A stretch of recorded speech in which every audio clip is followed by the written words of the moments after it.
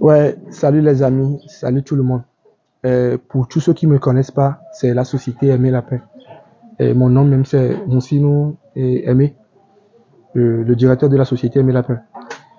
Ouais, et premièrement, j'aimerais vous souhaiter mes meilleurs vœux. Ça fait un bout de temps que je suis plus venu sur ma chaîne parce qu'on avait eu des contents, des travaux, tout ça là-dedans. Et aujourd'hui, j'ai trouvé un petit point, un petit temps. C'est pour cela que j'aimerais vous parler sur un point très nécessaire, quoi. Donc, je vous souhaite les meilleurs vœux. La santé surtout. C'est ça qui est essentiel. Sans la santé, là, je ne pense pas que on peut réussir notre projet. Donc, c'est la santé qui est l'essentiel. Et avec la santé, là, je pense que tu peux arriver. Ok. Aujourd'hui, nous allons parler de comment réduire la mortalité, surtout en engraissement. Parce que ça agit économiquement sur nos travaux. Parce que tu peux acheter l'aliment, mais regardez si les lapins meurent, les lapins meurent à l'engraissement, est-ce que tu peux rentabiliser? Non.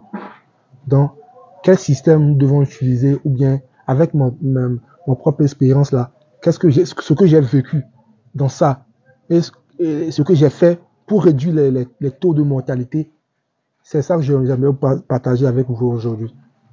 Ok. Premièrement, pour avoir les lapins à l'engraissement, nous devons partir d'une base pour venir là. Premièrement, nous devons voir si la lapine est en bonne santé. Avant de faire la saillie, nous devons voir si la lapine est en bonne santé. Donc, en supposant que la lapine est en bonne santé, on a fait la saillie. Ça, 14e jour, bien 10e jour, tu as fait la palpation, tu vois que la lapine est gestante. Là, c'est une bonne point. Ok, dans un mois, la lapine a mis bas. Maintenant, qu'est-ce que tu dois faire pour bien suivre les lapins à la mise bas? Chaque jour, tu dois venir vérifier si la femelle avec les lapéraux, est-ce qu'il y a des mortalités à la mise bas? La mise bas, lorsque la femelle a mis bas, quel apport, qu'est-ce que tu dois lui donner? Parce qu'actuellement, nous, on n'enchaîne plus des produits vétérinaires au lapin. Non, non, non. On utilise seulement les compléments alimentaires. Parce que injecter les produits vétérinaires au lapin, c'est pas du tout bon, quoi. Donc, on commence à réduire certaines choses. Donc, maintenant, nous utilisons les compléments alimentaires. Ok. Supposons que les lapéros commencent à grandir chez leur mère. Vous voyez, non? Maintenant, les femelles allaitantes doivent consommer.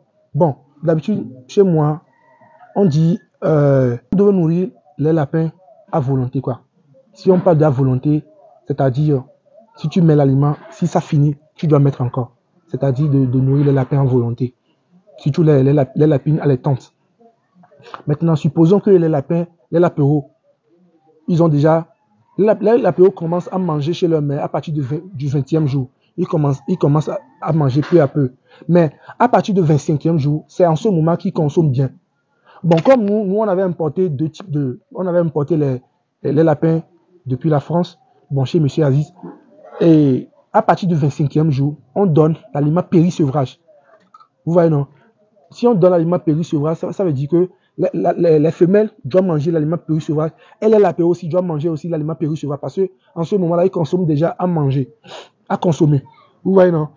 Maintenant, on sait bien qu'on doit sevrer les lapins à 35 jours. Ils ont déjà fait 25 jours, il reste seulement 10 jours. Donc, les 10 jours-là, ils doivent consommer l'aliment péri-sevrage. Maintenant, supposons que nous sommes déjà au 35e jour, c'est le jour du sevrage. Si on sèvre les lapéros, ils doivent toujours consommer l'aliment péri-sevrage jusqu'à 10 jours. 10 jours à l'engraissement. Donc, après les 10 jours-là, c'est en ce moment que nous devons donner l'aliment engraissement. Ça, c'est le premier point. Maintenant, ceux qui utilisent les hybrides, les races locales, et j'aimerais vous apporter un plus aussi à ce côté. Et qu'est-ce que j'aimerais dire par là? Parce que moi, si j'ai des hybrides, les races locales, qu'est-ce que je fais? L'aliment que j'utilise pour les hybrides et les races locales, bon, premièrement, supposons la femelle a mangé, je vais aller encore derrière. La femelle a mangé l'aliment maternité jusqu'à 25e jour. J'ai bien dit qu'à partir du 25e jour, les lapéros commencent à consommer l'aliment chez leur mère. Tu peux toujours continuer avec l'aliment maternité l'aliment dont toi-même tu utilises. Moi, j'utilise l'aliment GVS, l'aliment que j'ai importé depuis le Bénin. Vous voyez, non? Donc, l'aliment GVS, là, pour la maternité, les femelles et les lapéros consomment jusqu'à la 35e jour.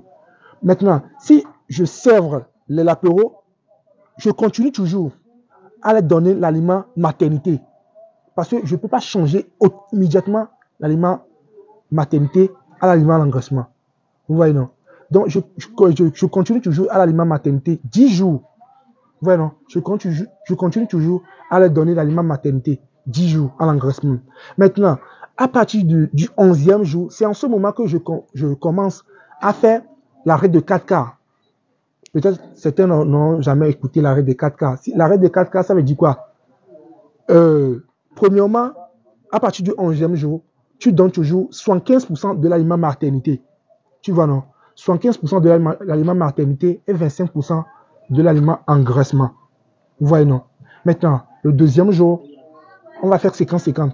50% de l'aliment maternité et 50% de l'aliment engraissement.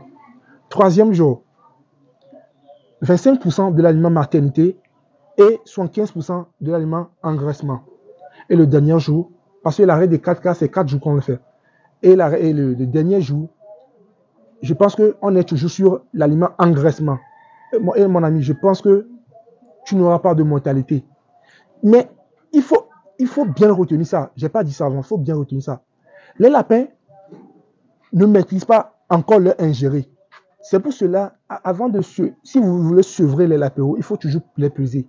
Maintenant, c'est en fonction de leur poids, c'est en fonction de ça que tu dois nourrir les lapéros. Vous voyez, non? C'est le poids que les lapéros ont, c'est à ce poids. Tu dois multiplier ce poids-là par 7,5 ou bien 8,5. Vous voyez, non? C'est ce que tu dois trouver là, c'est en fonction de ça, tu dois nourrir les lapéros. Parce que si tu leur donnes beaucoup d'aliments là, ils auront tendance à consommer tout. Donc, en ce moment-là, ils n'ont pas encore eu le contrôle de leur ingéré. C'est pour cela qu'on dit que, par exemple, si vous voyez un petit, vous lui donnez un chocolat, il a tendance à consommer tout. Il va consommer tout et en ce moment-là, vous allez voir que le petit peut dire qu'il a mal au ventre, les diarrhées et tout ça. Donc, chez les lapins aussi, c'est toujours comme ça. Donc, c'est en fonction de leur poids que nous devons donner l'aliment. Donc, je pense qu'avec cette vidéo-là, je peux aider certains qui perdent beaucoup de lapéros à l'engraissement. Parce que chez moi ici, nous avons réduit le taux de mortalité, surtout à l'engraissement. Moi, ça fait un bail que j'ai plus de mortalité à l'engraissement. Vous voyez, non? Donc, c'est ce point-là que je vais aborder aujourd'hui. Donc, sur ce, je vous souhaite bonne soirée. Bon, chez certains, là, ça peut être bonne journée. Et je vous souhaite bonne soirée. Et on se dit à la prochaine. Merci.